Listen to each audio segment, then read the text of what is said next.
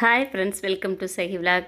இன்றைக்கி நம்ம தோட்டத்தில் இங்கே பாருங்கள், ரோஸ் செடி நட்டிருந்ததை நான் வீடியோவில் போட்டிருந்தேன். இப்போ அந்த செடியை பாருங்கள் எந்த அளவுக்கு வளர்ந்துருச்சுன்னு. இது ஒரு வெள்ளை கொடி ரோஸுன்னு சொல்கிறாங்க. எவ்வளோ அழகாக கொத்து கொத்தாக பூ இருக்குதுன்னு பாருங்களேன். பார்க்கவே அவ்வளோ அழகாக ஆசையாக இருக்குது. பார்க்க எப்படி கொத்து கொத்தாக பூத்துருக்குன்னு பாருங்களேன்.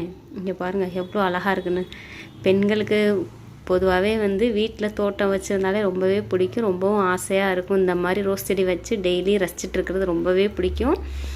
அது மைண்ட் ரிலாக்ஸாகவும் இருக்கும். நம்ம இந்த மாதிரி ஒரு தோட்டம் வச்சு பார்த்துட்ருக்கிறது எனக்கு ரொம்பவே பிடிக்குங்க. இந்த மாதிரி இயற்கையை ரசிக்கிறது.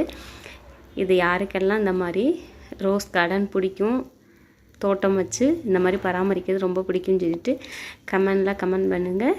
எனக்கு ரொம்பவே பிடிக்கும். நான் நினச்ச மாதிரி இங்கே பாருங்கள், ரோஸ் செடி நல்லாவே படர்ந்து வந்துருச்சு. எந்த அளவுக்கு படர்ந்துருக்குன்னு பாருங்கள். நான் அதை ஒரு குச்சி வச்சு கெட்டி விட்ருக்கேன்.